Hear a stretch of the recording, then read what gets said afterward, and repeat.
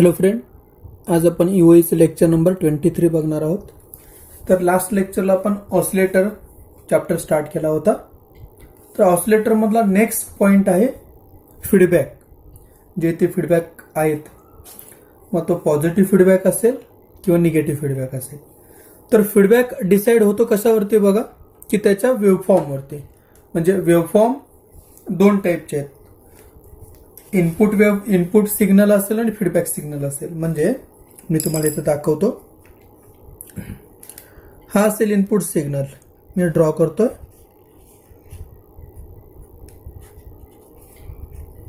बरोबर, याला म्हणू शकतो इनपुट सिग्नल आणि हा feedback signal.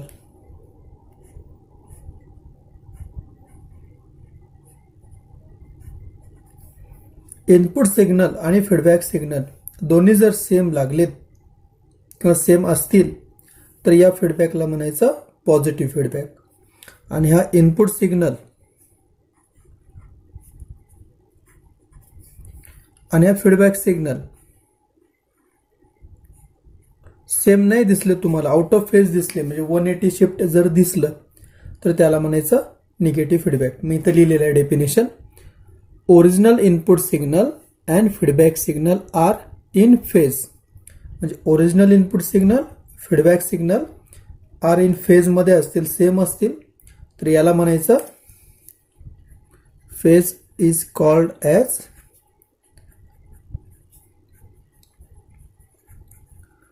Positive feedback. Okay. आणि original input signal and feedback signal are out of phase is called negative feedback. म्हणजे हे दोन सिग्नल डिफरंट आले तर निगेटिव्ह फीडबॅक आहे समजायचं, सेम आले तर समजायचं पॉझिटिव्ह फीडबॅक आहे. ओके, स्टार्ट करूया आता आपण नेक्स्ट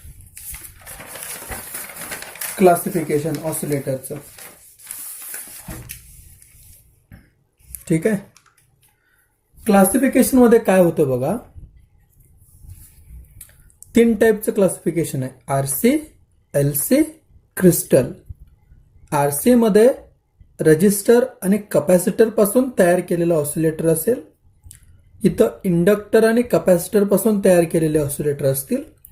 आणि क्रिस्टल ऑसिलेटर म्हणजे एक क्रिस्टल, फिजिओइलेक्ट्रिक क्रिस्टल टाईप, म्हणजे मटेरियल मिळतं डायरेक्टली, ते क्रिस्टल पासून ऑसिलेटर तयार केलेलं असेल. पहिला आपण बघू आरसी ऑसिलेटर. आरसी ऑसिलेटर मध्ये दोन टाईप पडतात, फेज शिफ्ट ऑसिलेटर, फेन ब्रिज ऑसिलेटर. हे दोन टाईप झालेत. एलसी मध्ये परत दोन टाईप पडतात, हार्टली ऑसिलेटर, कॉल्पिट ऑसिलेटर्स. आणि क्रिस्टलच्या टाईपने डायरेक्टली आपण इथे बेसिक बघतोय, त्यामुळे क्रिस्टल सिंगल क्रिस्टल बघितलं तरी चालेल. आता हे क्लासिफिकेशन बघितल्यानंतर पहिला जो टाईप येतो इथं खूप महत्वाचा कन्सेप्ट कोणता असेल तो बार्कोसेन क्रायटेरिया. तर बार्कोसेन क्रायटेरिया महत्वाचा का म्हटलं बघा त्याने. ओके, चला आपण स्टार्ट करूया. बार्कोसेन क्रायटेरियाचे डायग्राम मी इथं ड्रॉ केलेले आहे.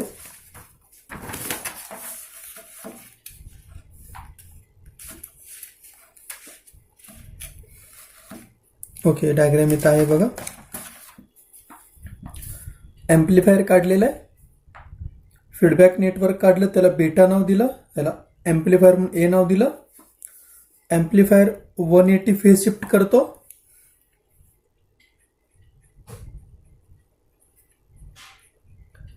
फेज शिफ्ट 180, हा 180 डिग्री फेज शिफ्ट.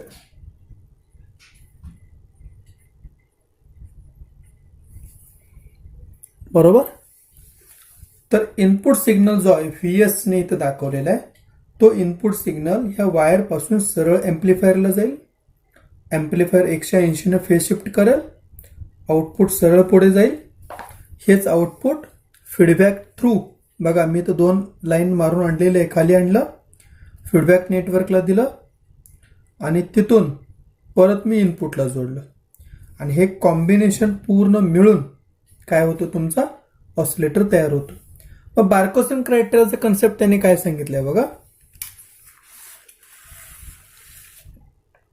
ओके, बार्कोसेन क्रायटेरियामध्ये आपण आता काय चर्चा केली होती की एम्प्लिफायर सर्किट आणि फीडबॅक सर्किट खूप महत्वाचे आहेत. टोटल 180 फेज शिफ्ट इथं शिफ्ट होतं सिग्नल, 180 रिमेनिंग इथं शिफ्ट होतो. पण एक एवढं सगळ्यातनं तुम्हाला डिस्कशन केल्यानंतर असं जाणवतंय का की इनपुट सिग्नल न देता ऑसिलेटर सिग्नल कसा तयार करत असेल, हा एक खूप महत्वाचा प्रश्न इथे उपस्थित होतोय. तर बघा, खूप इझी मेथडमध्ये आणि मला नाही वाटत की याच्या आधी कुणी एक्सप्लेन केलं असेल, फक्त इतकीच डेफिनेशन सांगितली जाते की ऑसिलेटर हा विदाऊट इनपुट सिग्नल तयार करतो, पण नक्की तयार करतो कसं हे कुणालाही माहीत नाही. बघा, मी थोडंसं त्याच्यावरती विचार करून तुम्हाला डिस्कशन केलेलं आहे खूप, आणि रिसर्च करून तुम्हाला सांगतोय की समजा याला आपण ऑसिलेटरला इनपुट सिग्नल तर देत नाही, मग सिग्नल तयार होतो कसा? तर तुमच्या हे लक्षात येतंय का की एम्प्लिफायरचं सर्किट असू देत किंवा फीडबॅकचं सर्किट असू देत, याच्यामध्ये वेगवेगळे इलेक्ट्रॉनिक्सचे कंपोनंट वापरले जातात. मग त्या कंपोनंटमध्ये फॉर एक्झाम्पल मी रजिस्टर घेतो. रजिस्टर जर यूज केला असेल तर त्या रजिस्टरच्या अक्रॉस काहीतरी व्होल्टेज भेटत असेल ना, इनपुट सिग्नल देऊ देत किंवा इनपुट सिग्नल नाही देऊ देत. बरं, ते कोणामुळे व्होल्टेज मिळतं? इलेक्ट्रॉन्सच्या मुवमेंटमुळे मिळतं. कारण एम्प्लिफायरला इनपुट दिल्याशिवाय एम्प्लिफायर काम करत नाही, ह्याला इनपुट काय ना काहीतरी भेटलंच पाहिजे.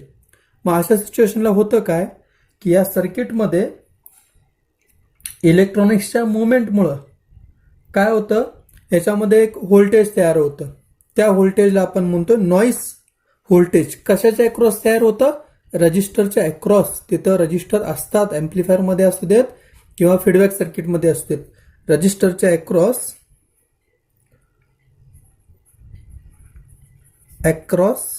दी रजिस्टर, ओके, सिंबल ड्रॉ केलेला आहे. अक्रॉस दी रजिस्टर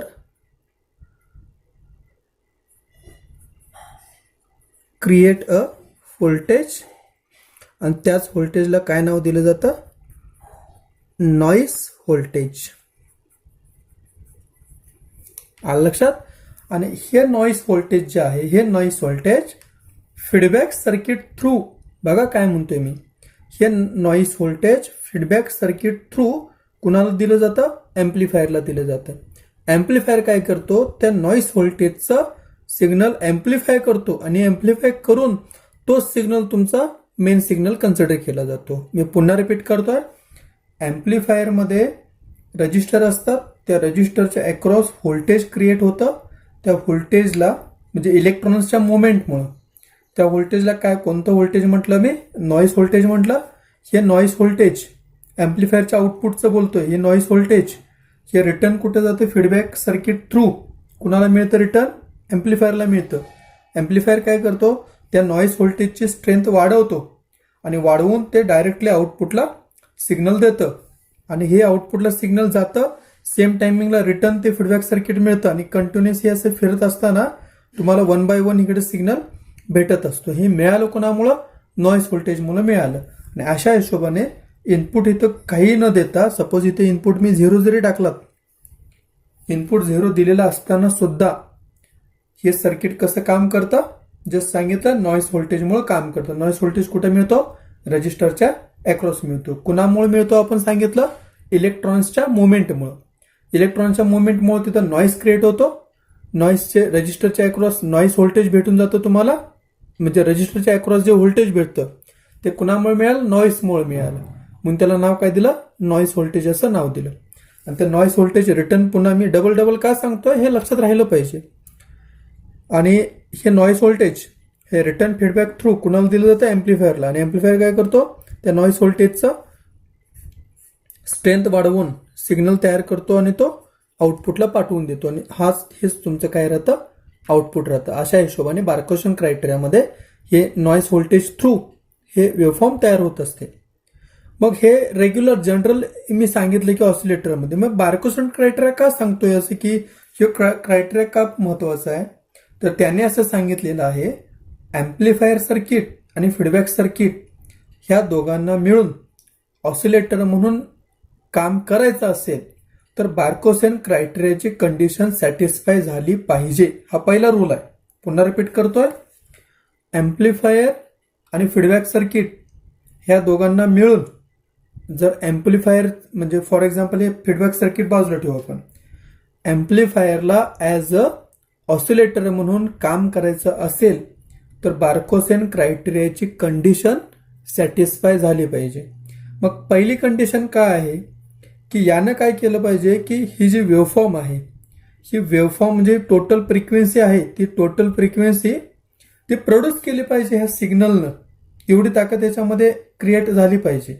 किंवा असं म्हणू शकतो आपण, ॲम्प्लिफायरला ए नाव दिलं, फीडबॅक नेटवर्कला आपण बीटा नाव दिलं, तर ए आणि बीटा ह्या दोघांचं मल्टिप्लिकेशन, ह्या दोघांचं प्रोडक्ट हा कंपल्सरी 1 आला पाहिजे. याचं मॅग्निट्यूड 1 आलं पाहिजे, एवढी तिने काळजी घ्यायला पाहिजे. म्हणजे त्याने असं सांगितलंय बघा, इथं दाखवतोय तुम्हाला.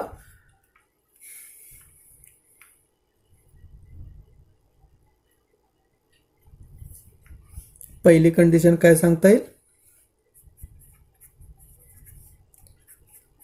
टोटल फेज शिफ्ट 0 और 360 डिग्री आलं पाहिजे कंपल्सरी. टोटल फेज शिफ्ट किती पाहिजे, 0 किंवा 360 डिग्री कंपल्सरी पाहिजे. हे असं असेल तरच आपण काय म्हणणार की तो ऑसिलेटरचं काम करतोय असं आपण कन्सिडर करणार. सेकंड बघा, सेकंड काय कंडिशन सांगता येईल त्याचे की मॅग्निट्यूड कुणाचं, ए इंटू बीटा याचं magnitude greater than equal to 1 पाहिजे. ग्रेटर दॅन इक्वल टू 1 ही कंडिशन, ह्या दोन कंडिशन सॅटिस्फाय होत असतील तरच ॲम्प्लिफायर ॲज ऑसिलेटर म्हणून काम करणार. लक्षात आलं. आता ए आणि बीटा ह्या दोघांच्या प्रोडक्टला म्हटलं जातं लूप गेन.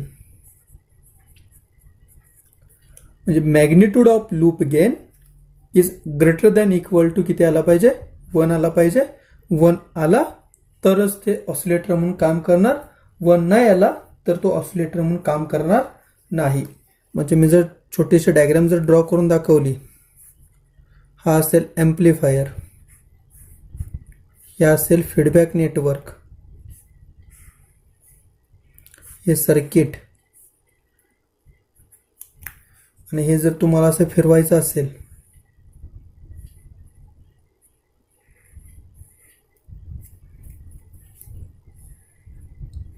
बरोबर, तर ए इंटू बीटा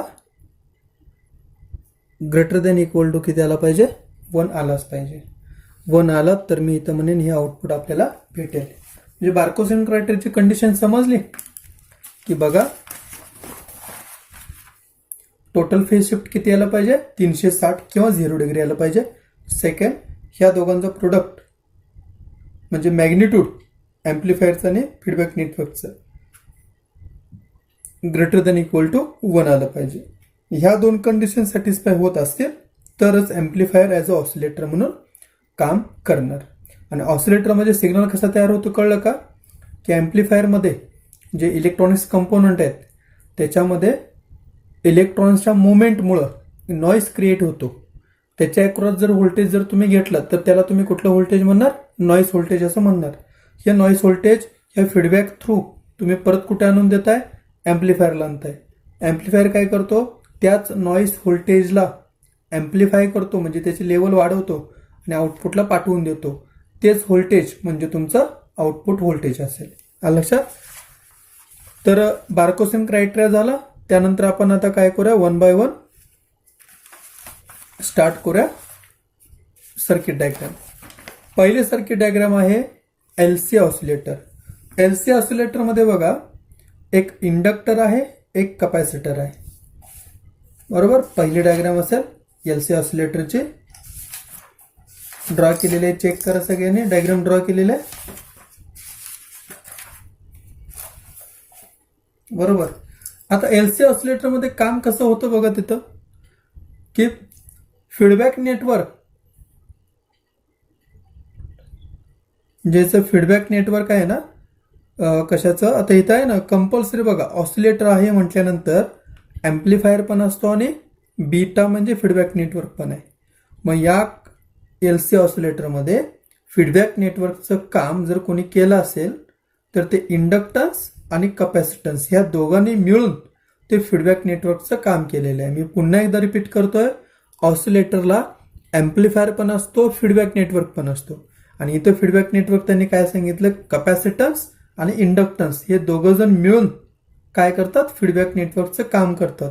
आणि ह्या दोघांच्या सर्किटला मिळून त्यांनी काय नाव दिलं, ट्युन्ड सर्किट असं नाव दिलेलं आहे.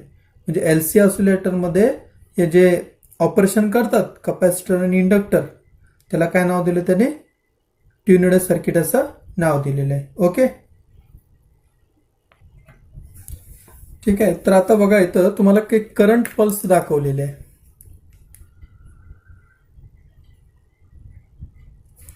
ती करंट पल्स वेगवेगळ्या टाईपची असू शकते, लहान मोठी. मी 3 टाईपचे वेगवेगळे करंट पल्स ड्रॉ केलेले आहेत. हे करंट पल्स ह्या वायरमधून सरळ इथे येईल. हे सर्किट, ह्या सर्किटला नाव काय दिलं, ट्युन्ड सर्किट नाव दिलं. हे करंट पल्स आतमध्ये आल्यानंतर कपॅसिटरमध्ये पण जाईल, इंडक्टरमध्ये पण जाईल. इंडक्टरमध्ये गेल्यानंतर इथं चार्ज व्हायला चालू होईल आणि हे इथं झालेले इंडक्टरमधलं चार्ज म्हणजे त्याला आपण मॅग्नेटाइज म्हणू शकतो. आणि कपॅसिटरमध्ये आल्यानंतर ते काय होईल, कपॅसिटर चार्ज डिस्चार्ज होईल आणि ह्या दोघांच्या कॉम्बिनेशनमुळं इथे एक वेव्ह तयार होते, त्याला आपण ऑसिलेशन असं म्हणू शकतो. आणि हे इथं मिळालेलं ऑसिलेशन बाहेर काढण्यासाठी राईट साईडला एक पल्स दिलेला आहे, ह्या वायरच्या थ्रू ते ऑसिलेशन आपण बाहेर काढलेलं आहे. आणि ते ऑसिलेशन तुम्हाला या प्रकारे मिळू शकतं. ऑसिलेशनची जी काय डेप्थ असेल, हे जे काय हाईट असेल, एम्प्लिट्यूड असेल ऑसिलेशनचं, हे ऑसिलेशनचं एम्प्लिट्यूड मग सांगितलं, ह्या हाईटला काय म्हटलं जातं, एम्प्लिट्यूड म्हटलं जातं. हे एम्प्लिट्यूड पूर्णपणे डिपेंड असतं करंटच्या पल्सवरती. करंटची पल्स जेवढी मोठी तेवढं ऑसिलेशनची विड्थ मोठी, ऑसिलेशनचं एम्प्लिट्यूड मोठं. विड्थ कमी, करंट पल्सची साईज कमी, ऑसिलेशन कमी साईजचं असेल. या हिशोबाने ह्याला काय म्हटलं जातं, डॅम्प्ड ऑसिलेशन म्हटलं जातं. म्हणजे स्टार्टिंग पासून हळूहळू ते कमी कमी कमी होत जातं, बरोबर. आणि हे डिपेंड कुणावरती आहे, करंट पल्सवरती आहे. आता हे करंट पल्स दिली कुणाला, ट्युन्ड सर्किटला इथं दिलेली आहे आणि याच्या थ्रू इथं डॅम्प्ड ऑसिलेशन जनरेट झालेलं आहे. सगळ्यांना लक्षात आलं का. आणि यालाच आपण काय म्हणू शकतो, आउटपुट व्होल्टेज. या एम्प्लिट्यूडची साईज जर वाढवायची असेल, कमी जास्त करायची असेल, तर तुम्हाला इकडली करंट पल्स ऍडजस्ट करावी लागेल. करंट पल्स वाढवा, डॅम्प्ड ऑसिलेशन वाढेल. करंट पल्स कमी करा, डॅम्प्ड ऑसिलेशन कमी होईल. आणि हे डॅम्प्ड ऑसिलेशन तयार केलं कोणी, ह्या ट्युन्ड सर्किटनं तयार केलेलं आहे, बरोबर. त्यामुळे एवढं लक्षात ठेवा तुम्ही की ऑसिलेटरमध्ये फीडबॅक नेटवर्कची गरज असते आणि एम्प्लिफायरची गरज असते. इथे दिलेलं आहे बघा, ऑसिलेटरमध्ये फीडबॅक नेटवर्क खूप महत्त्वाचं काम करतो, एम्प्लिफायरचे काम करतो. हे दोन्ही महत्त्वाचे आहेतच. आणि हे फीडबॅक नेटवर्क जसं आहे तसे ते फीडबॅक नेटवर्कचं काम केलं कोणी, कपॅसिटर आणि इंडक्टरनं काम केलं फीडबॅक नेटवर्कचं. ठीक आहे, हा असेल पहिला टाईप LC ऑसिलेटर. आपण आता सेकंड टाईप बघू.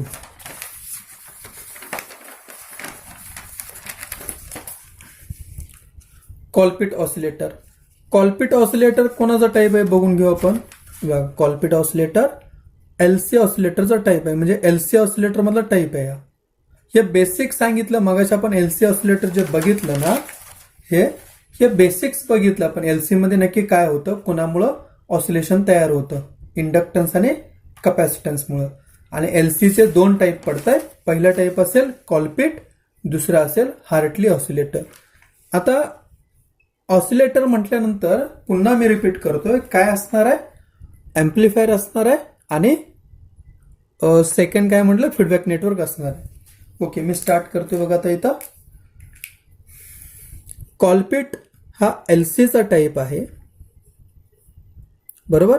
त्याच्यामुळं हे फीडबॅक नेटवर्क जे इथं दिलेलं आहे, बरोबर, ह्या फीडबॅक नेटवर्कमध्ये इंडक्टर आणि कपॅसिटन्स असणार आहे. आणि सेकंड जे दिलेलं आहे हे असेल एम्प्लिफायर. बघा, हे सर्किट कशाचं झालं, एम्प्लिफायर. आणि हे सर्किट कशाचं झालं, फीडबॅक. ओके, आउटपुट इथं मिळालं ना आपल्याला. या सर्किटचं आउटपुट जे इथं मिळालं ते आउटपुट सरळ पुढे गेलं, फीडबॅक नेटवर्कला दिलं. फीडबॅक नेटवर्कपासून एक वायर बाहेर काढली आणि रिटर्न ते ॲम्प्लिफायरला दिली. म्हणजे सर्किट तुमचं असं तयार झालं. हे झालं ॲम्प्लिफायर. ॲम्प्लिफायरची वायर ही झाली, सरळ गेलेली आहे. ह्याच वायरमधून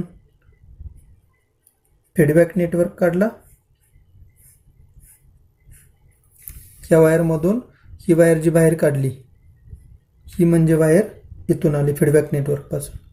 ही वायर जी काढलेली आहे ही वायर म्हणजे ही, आणि ही वायर रिटर्न कुठं दिली, ॲम्प्लिफायरला दिली. हे कॉमन असंच बघायला मिळतं, फक्त त्याच्यामध्ये ॲम्प्लिफायर हा कॉमन इमिटर कॉन्फिगरेशन वापरला का, तर ह्याचं जर टर्मिनल बघितले, हा असतो कलेक्टर, हा असतो बेस, आणि हा टर्मिनल असतो इमिटर. आणि इमिटर टर्मिनल तुम्ही ग्राउंड केलेला आहात, त्यामुळे ॲम्प्लिफायरचं सर्किट जे आहे ते कोणत्या कॉन्फिगरेशनचं आहे, कॉमन इमिटर कॉन्फिगरेशन. आणि कॉमन इमिटर कॉन्फिगरेशनमध्ये जर तुम्ही ट्रान्झिस्टर कनेक्ट केलात तर तो ॲम्प्लिफायर म्हणून काम करतो. म्हणून इथं मी कॉमन इमिटर कॉन्फिगरेशनचं वेगळं सर्किट घेतलं ते ॲज ॲम्प्लिफायर म्हणून काम करतं. आणि फीडबॅक सर्किट फक्त इथून पुढे बदलतं. म्हणजे जेवढे काही टाईप्स आपण बघणार आहोत आजच्या आणि उद्याच्या लेक्चरला, ते फक्त एवढाच पोर्शन चेंज होतं, बाकी सगळं सेम राहतं. बरोबर. आता वन बाय वन आपण स्टार्ट करू एक्सप्लेनेशनला. फीडबॅक नेटवर्क पहिला बघू. ऑसिलेटर आहे म्हटल्यानंतर ॲम्प्लिफायर किती फेज शिफ्ट करतो, 1 डिग्री, 180 डिग्री. आणि फीडबॅक सर्किट किती करतं, 180 डिग्री. हे फिक्स आहे, हे स्टँडर्ड आहे. हे 180, हे 180, टोटल झाले 360. आणि बार्कोसेन क्रायटेरियाची कंडिशनच आहे की फेज शिफ्ट एकतर 0 आलं पाहिजे किंवा तिथं 360 आलं पाहिजे. म्हणजे इथं आपले किती येते, 180 प्लस 180, 360 फेज शिफ्ट येतं. म्हणजे हे ऑसिलेटर म्हणून काम करू शकतो. आता मी ह्याच्या बाबतीत मी तुम्हाला थोडंसं इन्फॉर्मेशन देतोय. बघा, हा जो रजिस्टर आहे का, आरई रजिस्टर, हा आरई रजिस्टर जास्त व्हॅल्यूचा असतो, खूप जास्त. वरतून जेव्हा VCC पासून सप्लाय येतो खाली RC मध्ये, ट्रान्झिस्टर ऑन केला, ऑन झाल्यानंतर ट्रान्झिस्टर सप्लाय रजिस्टरमध्ये जाईल, रजिस्टरमधून सप्लाय खाली जाईल. पण रजिस्टरचे व्हॅल्यू जास्त असल्यामुळं वरतून आलेला करंट जर ह्या रजिस्टरमध्ये गेला तर करंट तो रजिस्टर जास्त खातो. मग करंट जर याने जास्त जर खाला तर पुढे आउटपुटला काय जाणार, करंट नाही जाणार. त्याच्यामुळं याला बायपास केला. बायपास केला म्हणजे काय केला, कपॅसिटर जोडला. उदाहरण मी देतो. वरतून जर 5 मिली अँपिअर करंट आलाय खाली, आणि 5 मिली अँपिअर करंट जर रजिस्टरमधून खाली तुम्ही सोडलात तर हा स्वतः 3 मिली अँपिअर करंट खातो. मग राहायला किती अँपिअर, फक्त 2 मिली अँपिअर. मग तो 2 मिली अँपिअर करंट पुढे जाईल. मग करंट जर कमी पुढे गेला तर सिग्नल वाढणार नाही ना. ॲम्प्लिफायरचं काम काय, सिग्नलची स्ट्रेंथ वाढवणं. आणि इथं तर ॲम्प्लिफायर काय करतोय, सिग्नलची स्ट्रेंथ कमी करतोय. कारण वरतून तुम्ही सोडला होता किती, 5 मिली अँपिअर. याने स्वतः खाला किती, 3 खाला, राहिला फक्त 2. हे चुकीचं आहे.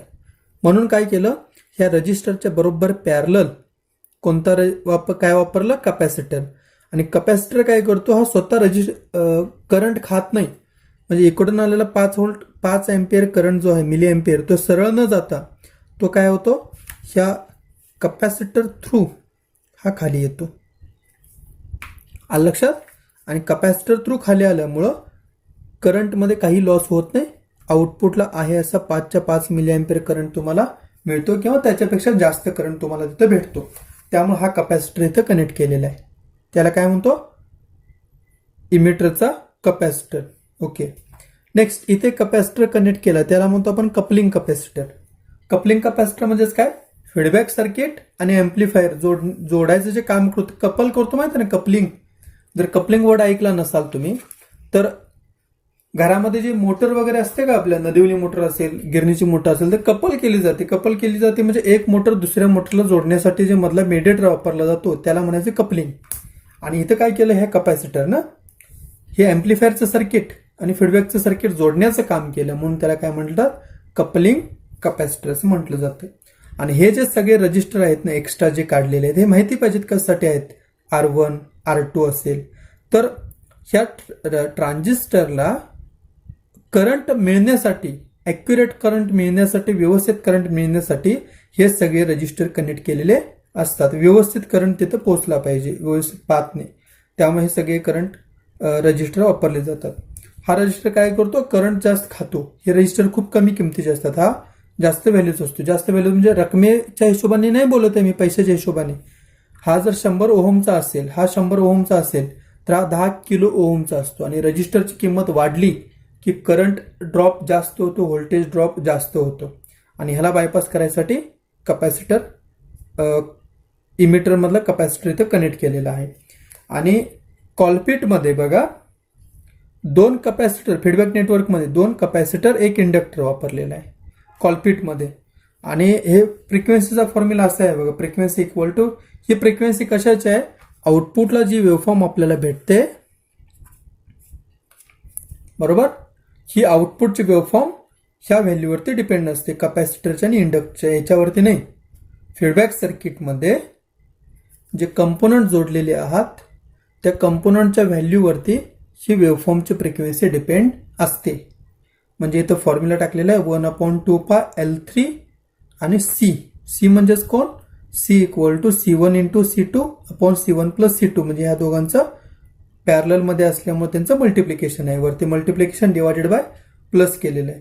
म्हणजे कळलं का, म्हणजे ही फ्रिक्वेन्सी किंवा ही वेव्हफॉर्म तुम्हाला, या वेव्हफॉर्मची फ्रिक्वेन्सी जर कमी जास्त करायची असेल तर याच्या व्हॅल्यू तुम्हाला कमी जास्त कराव्या लागतील.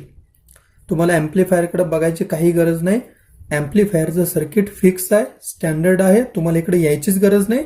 तुमचं पूर्ण कॉन्सन्ट्रेशन कोणावरती पाहिजे, फीडबॅक सर्किट नेटवर्कवरती पाहिजे. तुम्ही या 2 व्हॅल्यू बदला, याची फ्रिक्वेन्सी बदलेल. याची व्हॅल्यू बदला, याची फ्रिक्वेन्सी बदलेल. त्यामुळे ही ऑसिलेटरची फ्रिक्वेन्सी जर कोणाच्या हातामध्ये असेल चेंज करायच्या, तर कोणाच्या हातामध्ये, फीडबॅकच्या सर्किटमध्ये आहे. आणि कॉलपिटमध्ये 2 कपॅसिटर आणि कोण वापरला, 1 इंडक्टर वापरलेलं आहे. लक्षात आलं का सगळ्यांना? कॉलपिट ऑसिलेटर बद्दल कुणाला काही शंका असेल तर मला तुम्ही विचारू शकता. मी पुन्हा एकदा एका लाईनमध्ये एक्सप्लेन करतोय. कोणताही ऑसिलेटर असू देत त्याला 2 पार्ट असतात, amplifier circuit, feedback circuit. Amplifier 180 ने शिफ्ट करतो वेव्हफॉर्म, फीडबॅक सर्किट राहिलेले 180 ने शिफ्ट करतो. म्हणजे टोटल वेव्हफॉर्म तुमचे 360 ने शिफ्ट झाली. आणि बार्कोसेन क्रायटेरियाचे हा रूलच आहे की वेव्हफॉर्म ही 0 डिग्रीने शिफ्ट झाली पाहिजे किंवा 360 ने शिफ्ट झाली पाहिजे. त्यामुळे ही कंडिशन इथे सॅटिस्फाय होते. दुसरी कंडिशन काय, आउटपुटला मिळणारी वेव्हफॉर्म जे आहे याची फ्रिक्वेन्सी फीडबॅक नेटवर्कमधल्या किंवा फीडबॅक सर्किटमधल्या कंपोनंटवरती डिपेंड असते. या कंपोनंटची व्हॅल्यू तुम्ही बदललात, फ्रिक्वेन्सी बदलते. ही व्हॅल्यू कमी केलात, ही व्हॅल्यू चेंज होते. त्यामुळे पूर्णपणे डिपेंड यावरती आहे. आणि हे डिसाईड झालं कशावरून, फ्रिक्वेन्सीच्या फॉर्म्युल्यावरून. फ्रिक्वेन्सी मोजतात कशामध्ये, हर्ट्समध्ये मोजतात. आलं लक्षात? तर आजच्या लेक्चरला हार्टले ऑसिलेटर, LC ऑसिलेटर मधलं कॉलपिट ऑसिलेटर सफिशियंट आहे. राहिलेले जे टाइप्स आहेत ते आपण नेक्स्ट लेक्चरला स्टार्ट करू. ठीक आहे, आपण लेक्चर इथे स्टॉप करू.